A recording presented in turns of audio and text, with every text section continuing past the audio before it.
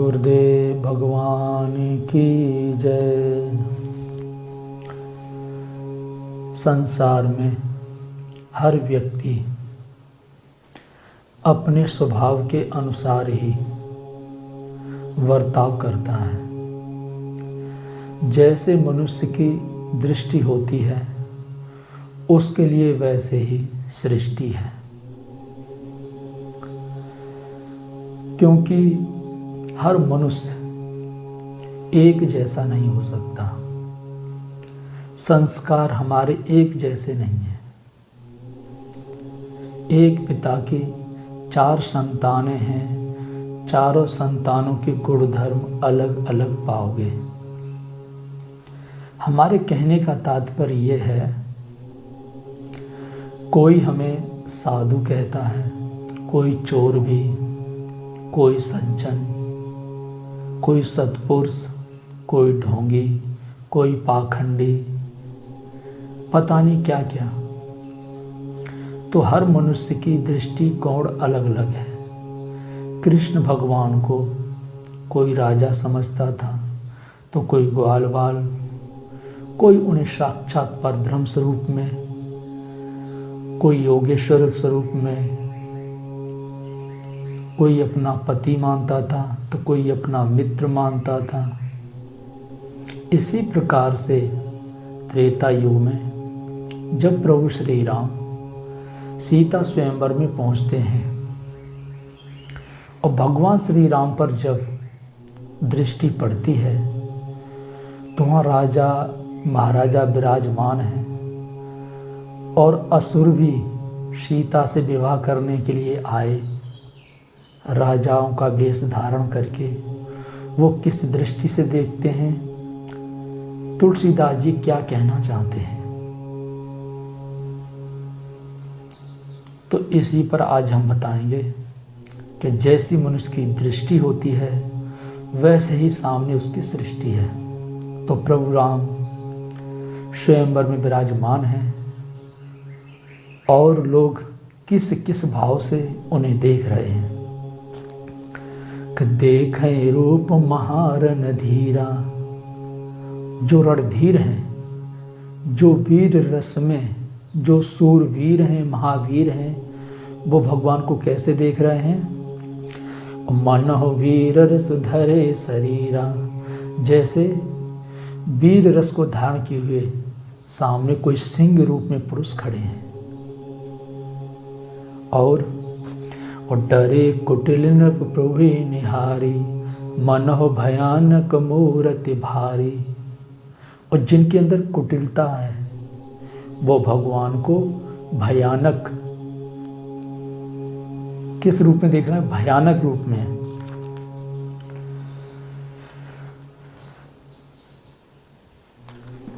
उनके अंदर भय पैदा हो रहा है। वास्तव में जब व्यक्ति छल कपट से रहित होता है तो भय से मुक्त होता है। जब उसके अंदर छल कपट होता है तो वो भयभीत होता है। तो डरे कुटिल नृप प्रभु निहारी, मनहु भयानक मूरत भारी। और रहे असुर छल छौने पवेशा, और तिन प्रभु प्रगट काल सम देखा। जो असुर राजा का वेश धारण करके आए थे वो प्रभु श्री राम को साक्षात काल के रूप में देख रहे हैं कि हमारी मौत, हमारा काल सामने खड़ा है। और पूर्वासन देखे दो भाई, नरभूषण लोचन सुखदाई। पूर्ववासी जो जनकपुर के वासी थे वो प्रभु श्री राम लक्ष्मण को देख रहे हैं कि ये तो मनुष्य का आभूषण है और आँखों को सुख देने वाले। अब स्त्रियों के क्या भाव होते हैं, वो किस भाव से देख रही हैं कि नारी बिलोकं हर सिंह, निज निज रुचि अनुरूप। जनु सोहत सिंगार धरे, मूरति परम अनूप। जो स्त्रियां हैं वो संपूर्ण श्रृंगार प्रभु श्री राम में देख रही हैं कि ये सभी श्रृंगारों से सजे हुए हैं, सभी श्रृंगारों से युक्त हैं और अपने अपने अनुरूप, जो जैसा उनका स्वभाव। और विदुषन प्रभु विराट में दीसा, बहुमुख कर पग लोचन सीसा। और जो विद्वान लोग हैं वो प्रभु को किस रूप में देख रहे हैं कि ये तो साक्षात विराट स्वरूप हैं। जैसे अर्जुन ने कृष्ण भगवान का देखा। अर्जुन किसी विद्वान से कम नहीं था, लेकिन जो विद्वान होता है उसके अंदर सरलता होती है, निर्मलता होती है। और जिसके अंदर विद्वता की अहंकार है, अभिमान है, वो विद्वान नहीं है, वो असुर श्रेणी में है। तो अर्जुन विद्वान था, तो विद्वान होते हुए उसने भगवान को विराट रूप में देखा कि विदुषन प्रभु विराटमय दीसा, बहुमुख कर पग लोचन सीधा। कि जो विद्वान है, ये पुस्तक को पढ़ने वाला विद्वान होता है, तो पुस्तक को पढ़ने वाला तो हमेशा अहंकार की ओर बढ़ता है।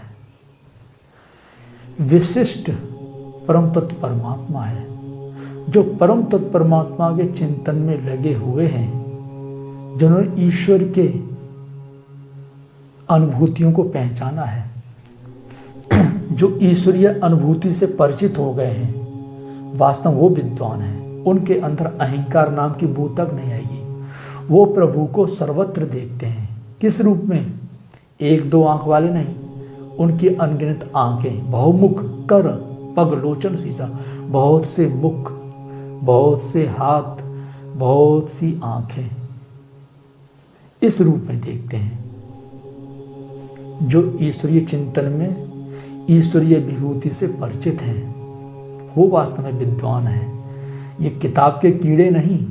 ये किताब के कीड़े तो महाअहंकारी, क्रोधी, लोभी, वासनाओं से युक्त होते और कामी, ये गुण उनके अंदर पाए जाते हैं, जो किताबी ज्ञान लेकर के चलते हैं और बोलते हैं।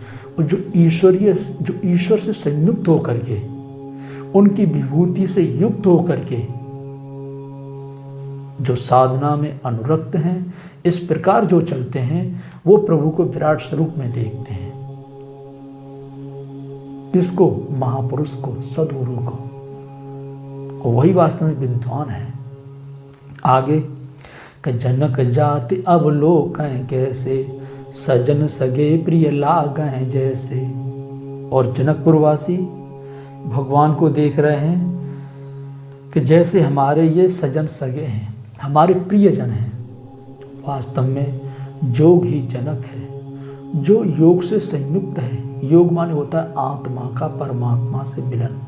वह है साधना विधि जो हमारी आत्मा का परमात्मा से मिलन करा दे। एक परमात्मा का सुमिरन, दो ढाई जचर के नाम का जाप। जिसके अंदर ये साधना विधि है, वो सद्गुरु को ऐसे ही देखता है जैसे अपने स्वजनों को। कि वास्तव में हमारे स्वजन माता पिता भाई बंधु हितकारी थे, लेकिन ये गुरु, ये सद्गुरु जो हमारे सामने खड़े राम के स्वरूप में, कृष्ण के स्वरूप में, ये तो परम हितकारी हैं। परम हितकारी का मतलब आत्मा का कल्याण करने वाले। स्व माने वास्तव में सच्चे, प्रिय, सत्य, यही हमारे जन हैं। कौन? सद्गुरु। कि जनक जाति अवलोकन कैसे, सजन सगे प्रिय लागें जैसे। सह माने परमात्मा। परमात्मा को मिलाने में यही सक्षम है जिन्होंने राम के रामत्व को प्राप्त कर लिया है, जिन्होंने ब्रह्म के ब्रह्मत्व को प्राप्त कर लिया है। ऐसे सद्गुरु तो योग से संयुक्त, जिनकी योग से संयुक्त वृत्ति है, कि यही हमारे परम हितकारी हैं, परम कल्याणकारी हैं। वो इस दृष्टि से देखते हैं। और सहित विदेह बिलोक रानी, शिशु समझात न प्रीति बखाने। और वास्तव में जनक समेत रानियां, जो जनक जी हुए, उनकी रानियां हुई, वो भगवान कहते हैं बच्चे के रूप कि तुम्हारे बालक हैं, बच्चे हैं, हम भगवान किसी के बालक हो सकते हैं, बच्चे हो सकते हैं। वास्तव में इसका आध्यात्मिक स्वरूप है जो हम बताते चल रहे हैं। यही है इस पंक्ति का, इस चौपाई का आशय कि योग से संयुक्त योग ही जनक है। दूसरा, जब योग से संयुक्त और चिंतन में लगोगे तो साधना करते करते हमारे विदेहा अवस्था आ जाएगी। यही है वैदेही, बिना देह का सब कुछ ज्ञात होने लगता है। और एक नाम जनक का विधेय भी था, तो देह का कोई भान नहीं रह जाता। जब देह का कोई भान नहीं रह जाता तो वृत्तियों के अंतराल में न काम, न क्रोध, न लोभ, न मोह, एक बच्चे जैसी अवस्था आ जाती है। जैसे 3 साल का बालक काम, क्रोध, लोभ, मोह से निर्लेप होता है, ऐसे ही योग से संयुक्त जिसके अंदर विधेया अवस्था आ गई, शरीर का भान नहीं रह गया, संपूर्ण वृत्तियां काम, क्रोध, लोभ, मोह से निर्लेप हो गई, विरक्त हो गई, तो वो योगी स्वयं में और परमात्मा में कोई अंतर नहीं पाता। जो राम शबरी के सामने है, शबरी जो राम है, राम और शबरी में कोई अंतर नहीं है। यही है शबरी के झूठे बेर राम द्वारा खाना। क्यों? कि जो अवस्था राम की है वो अवस्था शबरी की है। तो शबरी का झूठा क्या हुआ? चाहे भगवान खाए चाहे शबरी खाए, बात एक ही है। क्यों? कि शबरी ने उस अवस्था को प्राप्त कर लिया है जिस अवस्था को पा करके हर साधक राममय हो जाता है, ब्रह्ममय हो जाता है। जैसे राधा ने कृष्ण को पाया, किस में पाया? अपने आत्म स्वरूप में। शबरी ने राम को पाया, किस में पाया? आत्म स्वरूप में। ये आत्मा ही राम है, ये आत्मा ही कृष्ण है, ये आत्मा ही परब्रह्म है, ये आत्मा ही शिव है। अर्थात जब योग से संयुक्त संपूर्ण वृत्तियां काम, क्रोध, लोभ, मोह से विरक्त हो गई तो अवस्था बालवत आ जाती है। उनके सामने जो भी जाएगा कामी, क्रोधी, लोभी नहीं दिखाई पड़ता, उनकी दृष्टि आत्मा पर पड़ती है कि जो मेरी आत्मा का स्वरूप है वो इसकी भी आत्मा का स्वरूप है। इसलिए महापुरुष कभी किसी का खंडन नहीं करते, कभी किसी पूजा पद्धति का विरोध नहीं करते। वो सत्संग के माध्यम से मार्गदर्शन करते हैं कि जो तुम कर रहे हो ये सही है, कि जो महापुरुष बता रहे हैं, जो तत्व के ज्ञाता सद्गुरु बता रहे हैं वो सत्य है। जो गीता बता रही है, रामायण बता रही है। और इस साधना को काम, क्रोध, लोभ, मोह से विरक्त होकर ही बता सकते हैं कि कैसे आत्म स्वरूप को जाना जाएगा। जब योग से परिपूर्ण हो गए, संपूर्ण वृत्तियां काम, क्रोध, लोभ, मोह से विरक्त हो गई, उनकी अवस्था बच्चे जैसी होती है, तो उनकी दृष्टि सबके अंदर विकारों से निर्लेप पड़ती है। अब उनके सामने स्त्री स्त्री नहीं है, पुरुष पुरुष नहीं है, नपुंसक नपुंसक नहीं है, पापी पापी नहीं है, पुण्यात्मा पुण्य नहीं है। सबके अंदर एक आत्मा देखते हैं, निर्लेप, निराकार, विकारों से विरक्त। इसलिए महापुरुष कभी किसी का त्याग नहीं करते। जो भी उनके सानिध्य में जाता है वो सबका मार्गदर्शन करते हैं, सबको साधना बताते हैं। जो साधना पुरुष को करनी है वही स्त्री को करनी है, वही नपुंसक को करनी है, वही गरीब को करनी है, वही अमीर को करनी है। वही साधना पुण्यात्मा करेगी, वही साधना पापात्मा करेगी। ये सभी उस साधना को करके अपने निश्चय स्वरूप को प्राप्त कर लेंगे, अर्थात आत्म स्वरूप को प्राप्त कर लेंगे। तो इस प्रकार से सहित विदुह विलोक रानी, शिशु सम प्रीतन जाते बखानी। जोगिन परम तत्वमय भाषा, शांत शुद्ध सम सहज प्रकाशा। और जो योग से संयुक्त हो गए, एकदम कोई संकल्प, कोई विकार नहीं, ऐसे योगी शांत, अंतःकरण से एकदम शांत, जो भी उथल पुथल है वो हमारे अंदर है। अंदर की उथल पुथल से ही, संस्कारों की उथल पुथल से ही व्यक्ति दौड़ता है, कभी यहाँ कभी वहाँ, कभी ऊपर कभी नीचे।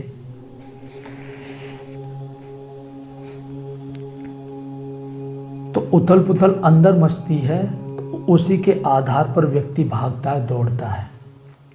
लेकिन जब योग परिपूर्ण हो गया तो वो शांत हो जाते हैं, समुद्र की तरह शुद्ध। अंतःकरण पवित्र होता है, मन पवित्र तो तन पवित्र, इंद्रियां पवित्र, आंख पवित्र, नाक पवित्र, कान पवित्र, मुंह पवित्र, हाथ पवित्र, पूरा शरीर पवित्र। वो एकदम शुद्ध होते हैं जो योग में परिपूर्ण हो गए। तो योगिन परम तत्वमय भाषा, योग से संयुक्त, कैसे परम से संयुक्त परम तत्व स्वरूप में देख रहे हैं। शांत, शुद्ध, सम, जिसमें विषमता नहीं है, सहज, ये स्वयं ही प्रकाश स्वरूप हैं जो सबको प्रकाशित कर रहे हैं। जो योग से संयुक्त और चिंतन में लगा हुआ है वो भी, और जो योग में परिपूर्ण हो गया है वो भी। वो भगवत स्वरूप में महापुरुष को इस तरह से देखता है। जो इस अवस्था में पहुंचे हुए संत हैं उनको इस दृष्टि से देखता है। तो शांत, शुद्ध, सम, सहज, प्रकाशा। हरि भगतन देखे दो भ्राता, इष्ट देव इव सब सुखदाता। और जो हरि के भक्त हैं, हरि शुभ अशुभ का हरण करने में सक्षम एक परमात्मा, उनको एक नाम हरि भी है। तो ऐसे एक परमात्मा के प्रति समर्पण होकर के जो चिंतन कर रहे हैं, उनके भक्त बन गए हैं, वो कैसे देखते हैं? इष्ट देव, अर्थात ये सद्गुरु, ये आत्मस्वरूप में महापुरुष ही, यही हमारे इष्ट देव हैं, यही संपूर्ण सुख को देने वाले हैं। वास्तव में सद्गुरु ही परम तत्व परमात्मा से मिलाने वाले होते हैं और वही संपूर्ण सुख को प्रदान करने में सक्षम होते हैं। कि इष्ट देव इव सब सुख जाता, सभी सुख देने वाले हैं।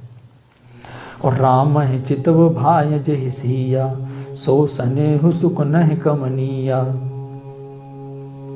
तो हरि भगत राम लक्ष्मण को किस रूप में देख रहे हैं? इष्ट देव, संपूर्ण सुख देने वाले, सभी सुख देने वाले। तो जो वास्तव में एक परमात्मा का भक्त है, जिसका लक्ष्य ही परम तत्व परमात्मा है, लक्ष्य को धारण करना ही लक्ष्मण है। हमारा लक्ष्य क्या है? परम तत्व परमात्मा को प्राप्त करना। और परमात्मा को प्राप्त करने में सक्षम कौन है? सद्गुरु।